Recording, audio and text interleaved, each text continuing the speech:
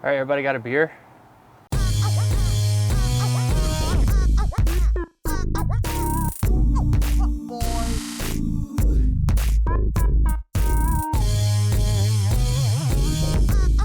I'd say one of the things, like being a boosted rider, always kind of having that range anxiety, one of the first things I learned how to do is kickstart, right? Because launching from a dead stop, especially up like a hill or something, it just destroys the range. So was boosted your first option?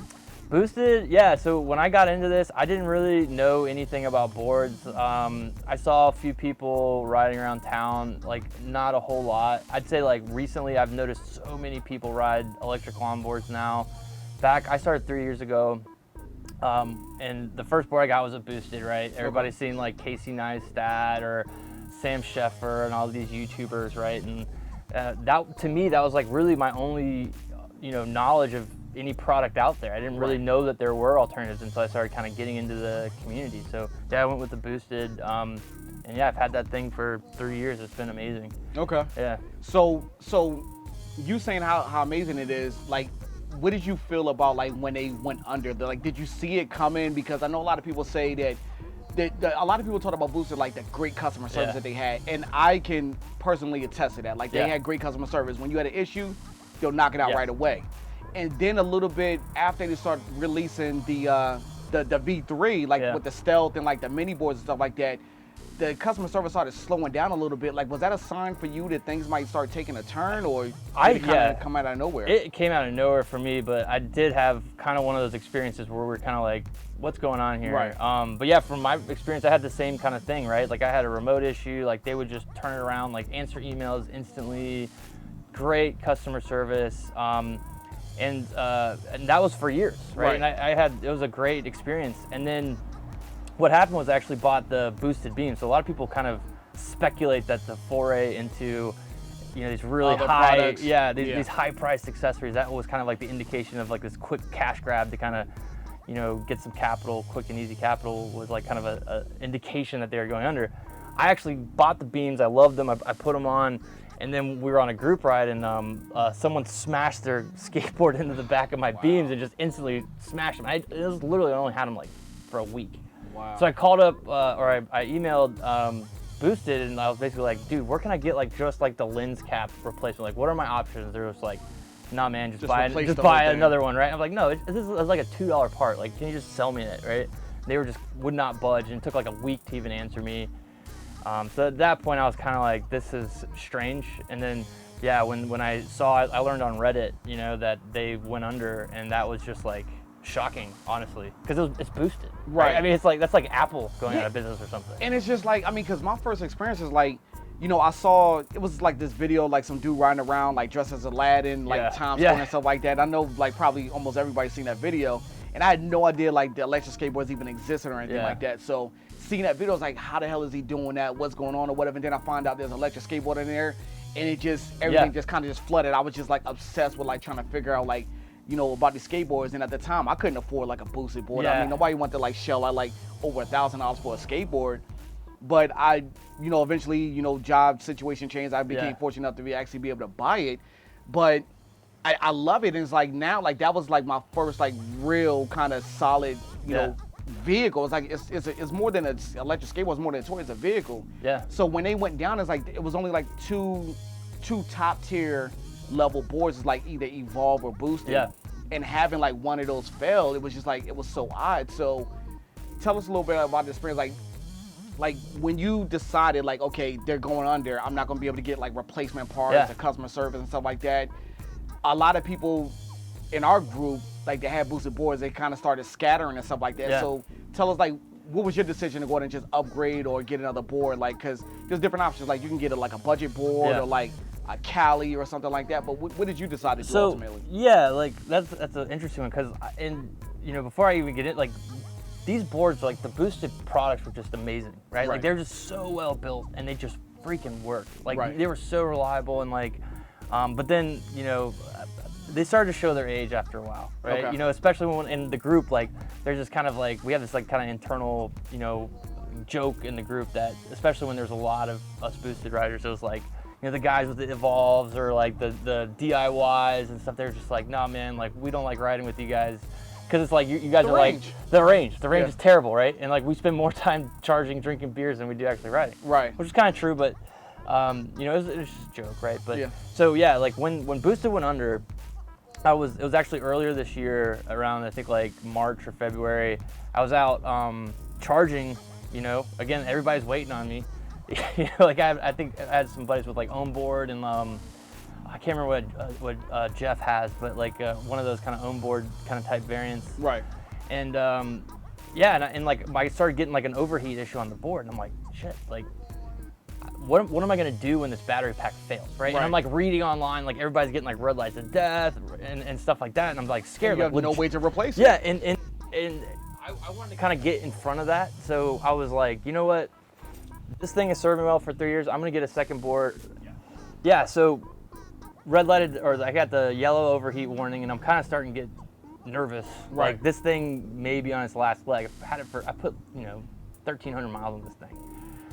And if it breaks, I have zero recourse to really do anything about it in terms of like fixing it, right? So it was a functional board at the time, but Yeah. you just kind of wanted to go in and get ahead of the curve before something goes down, and like you have to wait weeks or something like that for Exactly. everything to ship. Yeah. Exactly, and I didn't want to miss out on the ride, Right. Because that's our, you know, that's how we blow off steam. Like, we do this every weekend, right? And like I didn't want to miss out, right? Because of a broken board and I'm waiting on something. So yeah, I pulled the trigger on that. And really, I had been thinking about doing that because I wanted something with a little bit more range. The thing about it is just like it's kind of like a given now. It's just like anytime somebody comes out with the board, all you have to do is just take like what they estimate your range is gonna be and just chop it in half. Yeah. And we shouldn't have to do that, Yeah. but it's like it's a given for everybody. Like with my booster board, like I have the Stealth, it estimates for me like 14 miles on a single charge. Yeah. But I'm lucky if I get 7. Yeah. And like I'm heavier than the average rider, but realistically, I don't think that, because I guess what they do, they're estimating for like somebody who's like 160, who rides in like the lowest mode possible, and nobody realistically rides like that. Yeah. So it's like the expectation is just like, take whatever they say you're gonna get and then like chop that in half. And I would notice that I would ride a lot more inhibited than I normally would, right? Because of that range. Like, you know, I wouldn't really take it as hard or accelerate as aggressively as I wanted to, because I'm trying to get to a destination. I would be legitimately worried that like I would be stuck somewhere without, you know, making it to a charging spot. Right. So that was a big motivating factor personally. And seeing everybody else in our group with higher range boards, right, that could just, you know, we would all be charging our boosted and they'd just be like doing laps waiting for us, and then just go off, and we would get like 3 charges and they wouldn't even, you know, and see, that's the only thing about it. Like for me, like that was the only issue for me. Like doing group rides, I had issues with that. You know what I'm saying? If I'm riding by myself, who's gonna ride by themselves? I mean, some people do, but I don't typically ride 7 miles without stopping to get something to eat or get something to drink before I'm ready to jump back out. But when you're with people who like have all these DIY boards, like do-it-yourself boards, and they have like Evolves and all these other things and stuff like that, Cali boards and LaCroix, and when they have those type of boards, it's like they're waiting for us, or they don't even like. And they're cool, but they don't invite us to some of the rides. Like you can't keep up. Like there's no way you can ride with it. When the V3 came out, like a lot of people had issues. Like I didn't come from like going from like the V1 to V2 and the V3. I went straight from like a cheap board. Well, a cheap board. I mean, it wasn't cheap for me at the time when I bought it. It was $500, but I mean that was a pretty big investment for me. But coming from that to spending like, you know, $1,500 on a board, that was a big step up for me. And a lot of people said that, you know, the V3 is not, the quality is not there. You know, some of the components and some of the parts are not as great. But from your experience, like, didn't you notice, or didn't you hear that, like, the V2 kind of had some issues, like, with the trucks and stuff like that? Yeah, that's right, actually. A lot of people forget that, you know, is that there was, like, kind of like an issue, or a perceived issue with a V2 motor mount, or I think, like, the motors themselves actually shearing off, right, mid-ride. Wow. People were, like, posting pictures of, like, dude, my wheel just fell off at 24 miles an hour, right? Wow. You know, and like that was a thing, right? And then I remember when the Stealth came out, I think they actually created like aluminum or like forged back. We didn't do the research on the specifics here, but they redesigned those back trucks specifically, at least I think, due to that issue, right? Yeah, and it's like now they have like metal pulleys for the wheels, Yeah. and like the trucks are forged completely different now. So they have started addressing the issue. Yeah. the issue that I started having with it though is like, this is actually, unfortunately, my third boosted Stealth. This is my third one. The first one that I had an issue with the motors. There was a real big issue with the motors. The second one was the second one that I had an issue with the battery going bad. And the first one didn't last maybe a little over like 400 miles. The second one, as soon as I hit 400 miles, the battery shot. So this is like my third one. But and it's just, I'm kind of reluctant to like get another board, like just jump out of boosted, because you know there's gonna be issues with everybody else. Now the only issue that I have right now is like when my board goes down, like if a component goes down, like I don't have any customer service, I don't have any support. Now there's a guy that like bought like all the boosted board stock and stuff like that. He's selling on like Boosted USA or whatever. But that's a finite, you know, amount of like resource. Like eventually they're gonna run out of their stuff too. Like they're not making that stuff anymore. So it's like, I am considering getting another board. I just don't know what direction to go right now. And per your point, right? Like a lot of people think that, you know, going to the demise of boosted, right? It's like the quality control. It seems like there was more problems. Like I don't know if you can quantitatively prove that, but it's like you know, having to replace 3 boards. It seems like the failure rate was a little bit greater on the last iterations. So you can kind of almost see it coming. A lot of people attributed like their failure to like jumping into like, you know, other ventures, just like you were saying, you know, with the accessories and like the, you know, the boosted beams and the other wheels, like seemed like a quick cash grab, but also they were jumping into like scooters. I think that was their big problem, was they jumped into scooters, and then they had so much of their capital going to that all of a sudden, and they couldn't keep up with the massive amount of, and the customer service was fantastic. That's why I bought my boosted. Like I waited a year to spend $1,000 on a board because I was like, I don't know what to get, and I finally landed on the boosted because customer service seemed like overall that was the best way to go. So if you had any issues, they'll address it quickly, and it's like the customer service slowed down, but even towards the end, for me personally, it seemed like it was still pretty decent. But you could start seeing like the kind of cracks in the facade a little bit, and it was starting to change a little bit. And I don't know if this is true, but my theory was like that scooter came out like right in the peak of like this micro mobility scooter rental craze. Right? Like the golden age of rentable scooters. Like they just wanted to just jump into the and those things were like cheap, crappy scooters that they literally maybe got 2,000 miles out of and just scrapped them, right? And like people just destroyed them. Like, is there really a market for somebody really high-end $5,000 scooter, right? So Lime Scooter actually bought all the intellectual property from Boosted. That was kind of one of the weird things. So like people are like, all right, like, will Lime actually like kind of like take take the sword now and like kind of start building like badass? So it's like Lime has the intellectual property, but Boosted USA has all the inventory, the physical stock. Okay. And so like people were asking like, is there a chance in hell that Lime will like reinvigorate this brand and like make it something? Like why else would they buy the IP, right? I guess one theory is that they're gonna use that tech to make better scooters. Right? But there's a lot of kind of I guess dialogue about this is that, no, like Lime's in the scooter making business. They're not really in the skateboard business. And I think skateboarding is still like kind of a boutique product. It's like perceived as much more dangerous than scooters and stuff like that.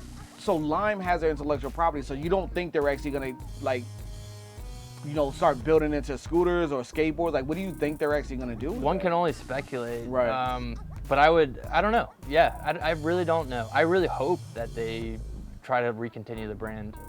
But yeah, I think the consensus is, at least from what I've read in the community, that they'll just use that, like the components, like the ESC and the battery technology to make better, cheaper scooters. Maybe, I don't know. That makes so they're probably going to further the brand of Lime rather than like trying to reinvigorate Boosted altogether. I think I read it was like a infographic of like a boosted board with like green wheels, like the Lime boosted board, right? In addition to like the tech IP, if they bought the branding, right? If they now own that, maybe that would be an indication, like like that might be worth something to them. The boosted brand, right? Yeah, because it feels like a lot of the boosted owners kind of just like, not everybody just channeled all their money like and all their resources into like one product. Everybody kind of just scattered everywhere. But I think if Boosted really did come out, like if Lime actually did something and kind of brought back a lot of the creative minds behind Boosted, I think people would rally back around Boosted. because you know it's not only the brand loyalty, but like if they really kind of brought the company back to what it was in their glory days, which was great customer service, great products, and great you know, innovations, I think people would come back to Boost it. Yeah, and right now, I mean, that's just, it doesn't seem like that's Lime's business model, right? Like No. Lime's business model is create disposable scooters that last long enough to like turn a small profit and then throw them away. If they get a profit yeah, at all. Yeah, right. Yeah. So it's questionable. Yeah. Right? Will they make actual high quality product? Yeah. Maybe.